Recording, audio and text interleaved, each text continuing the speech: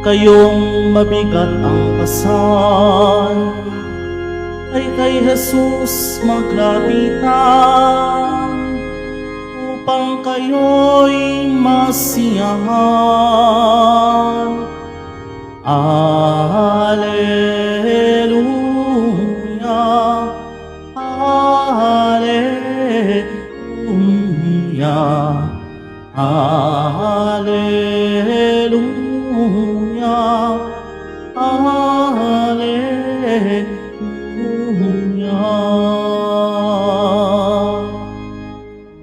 Sumainyo ang Panginoon. At sumaiyo rin. Ang mabuting balita ng Panginoon ayon kay San Lucas. Papuri sa iyo, Panginoon. Noong panahong iyon, inanyayahan si Jesus ng isa sa mga Pariseyo upang makasalo niya. Pumaroon siya sa bahay nito at dumulog sa hapag. Sa bayan namang yaon ay may isang babae na kilalang makasalanan. Nabalitaan niyang kumakain si Jesus sa bahay ng Pariseyo, kaya't nagdala siya ng pabangong nasa sisidlang alabastro. At lumapit siya sa likuran ni Jesus sa gawing paanan. Siya'y nanangis at nabasa ng kanyang luha ang mga paa ni Jesus. Pinunasan niya ang mga ito ng kanyang buhok, hinagkan at pinahiran ng pabango. Nang makita ito ng Pariseyong nag-anyaya kay Jesus, nasabi nito sa sarili, kung talagang propeta ang taong ito, alam niya kung sino at kung anong uri ng babae ang umihipo sa kanya, isang makasalanan. Bilang tugon sa iniisip ni Simon, sinabi ni Jesus, Simon, may sasabihin ako sa iyo. Sumagot siya, ano po iyon, Guro? Sinabi ni Jesus, may 2 taong nanghiram sa isang nagpapautang. Ang isa'y 500 denaryo at ang isa namay 50. Nang hindi makabayad, pareho silang pinatawad. Ngayon, sino sa kanila ang lalong nagmamahal sa nagpautang? Sumagot si Simon, sa palagay ko po'y ang pinatawad ng malaking halaga. Tama ang sagot mo. Ang tugon ni Jesus. Nilingon niya ang babae at sinabi kay Simon, nakikita mo ba ang babaeng ito? Pumasok ako sa iyong bahay at hindi mo man lamang ako binigyan ng tubig para sa aking mga paa. Ngunit binasa niya ng luha ang aking mga paa at pinunasan ng kanyang buhok. Hindi mo ako hinagkan, ngunit siya, mula nang pumasok ay hindi tumigil ng paghalik sa aking mga paa. Hindi mo pinahiran ng langis ang aking ulo, subalit pinahiran niya ng pabango ang aking mga paa. Kaya't sinasabi ko sa iyo, ang malaking pagmamahal na ipinamalas niya ang nagpapatunay na ipinatawad na ang marami niyang kasalanan. Ngunit ang pinatawad ng kaunti ay kaunti lang ang pagmamahal na ipinamamalas. Saka sinabi sa babae, ipinatawad na ang iyong mga kasalanan. At ang kanyang mga kasalo sa pagkain ay nagsimulang magtanong sa sarili, sino ba itong pati pagpapatawad ng kasalanan ay pinangangahasan? Ngunit sinabi ni Jesus sa babae, iniligtas ka ng iyong pananalig. Yumaong ka na't ipanatag mo ang iyong kalooban. Ang mabuting balita ng Panginoon. Pinupuri ka namin, Panginoong Hesukristo. Magsiupo muna ang lahat. Isang magandang Tanghali po sa inyong lahat. Ngayon po ay Huwebes ng ika-24 na linggo sa karaniwang panahon. Kamusta po kayo? Kaya pa ba? May natututunan na ba? Kasi yun yung mahalaga. May natututunan na ba tayo sa mga nangyayari sa ating lipunan, sa ating paligid? Kasi hindi lang tayo pwedeng deboto at debosyon lang ng debosyon, tapos wala tayong natututunan. Lumilipas yung panahon, tingnan nyo yung mga katabi ninyo, tumatanda na rin. Patanda na tayo at may pumapalit na ng mga bagong henerasyon.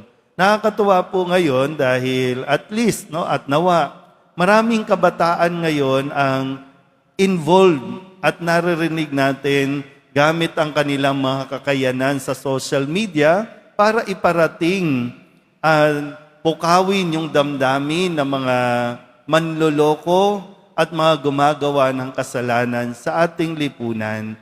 At maganda, sabi nga sa unang pagbasa sa sulat ni San Pablo kay Timoteo na sinasabing, huwag mong bigyan daan na hamakin kanino man dahil sa iyong kabataan.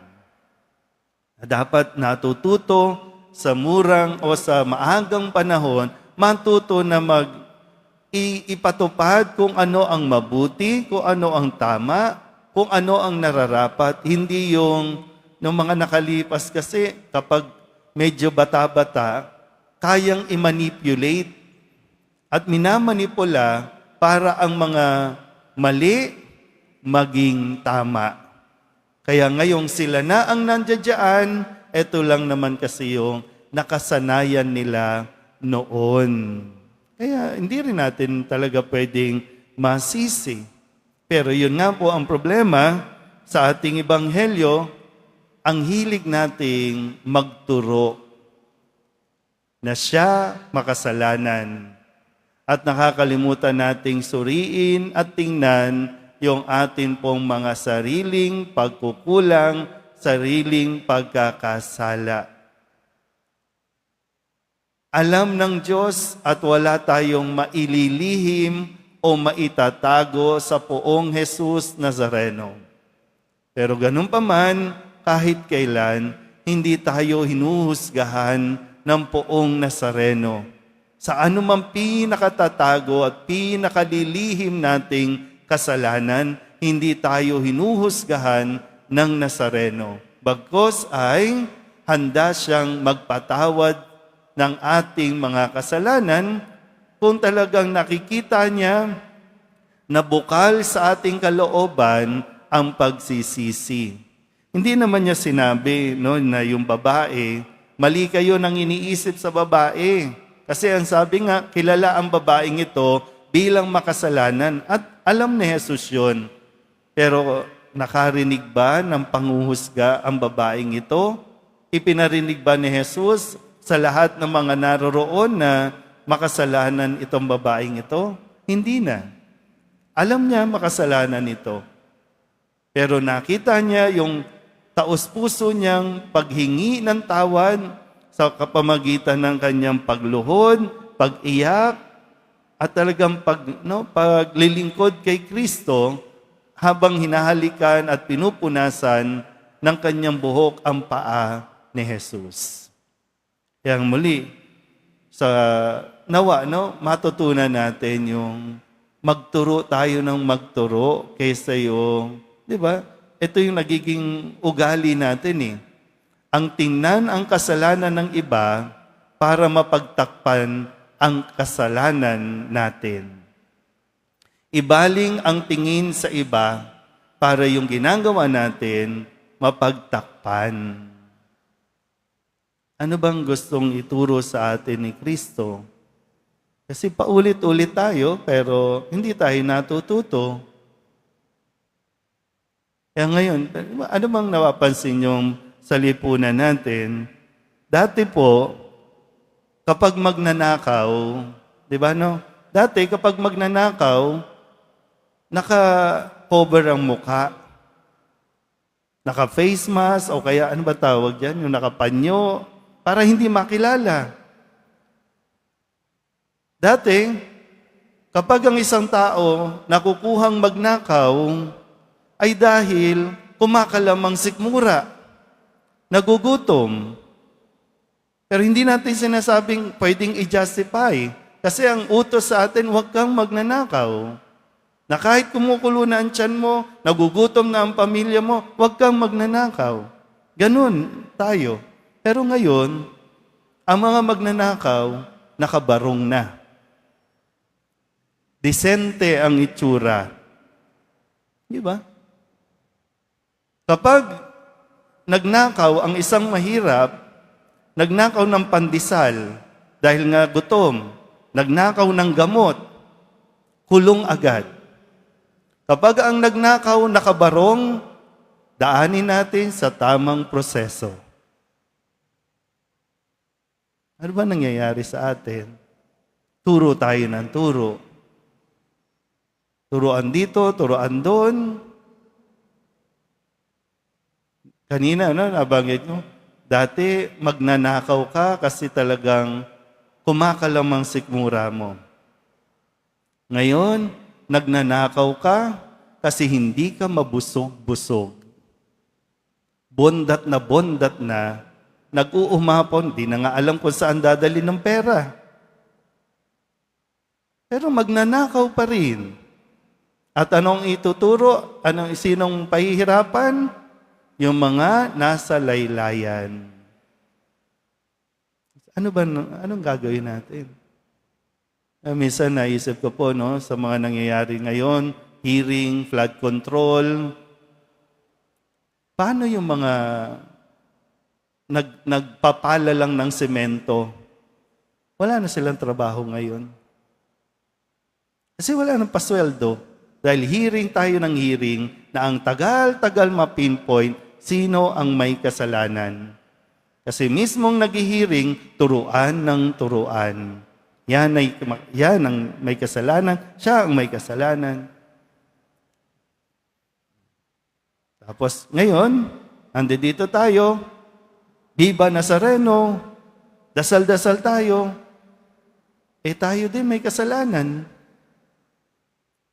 The moment na tinanggap mo yung pera ng mga taong magnanakaw, may kasalanan na tayo dyan. Pero minsan ba, nabanggit mo na yan sa kumpisal? No, Father, patawarin mo po ako kasi tumanggap po ako ng 1,000 para iboto ang magnanakaw. Di ba? Parang, hindi naman kasalanan yun, Father. At yun yung isang malaking kasalanan natin. Nawawala yung sense of sin o yung guilt. Hindi na, normal na sa atin yon at pag sinasabing normal na, hindi na kasalanan. Kaya nga pati, lahat nakabase. Pati pakikiapid. Kapag ordinaryong tao, nakikiapid, makasalanan niya. Pero pag sosyal at may pangalan sa lipunan, okay lang makiapid. Okay lang makisama sa hindi asawa. Kaya kapag pumupunta sa kumpisalan, walang mabanggit-banggit na kasalanan kasi hindi inaako. Pero kahit kaya hindi ito mababago at hindi binabago ni Kristo. At tandaan nyo rin, kahit makasalanan tayo, hindi naman tayo nuusgahan ng Poong Nazareno. Pero dapat nating itama ang ating mga pagkakamali. Dapat nating ihingi ng kapatawaran ang ating mga kasalanan. Sarili muna bago natin ituro at huwag tayong magturo ng iba. Amen?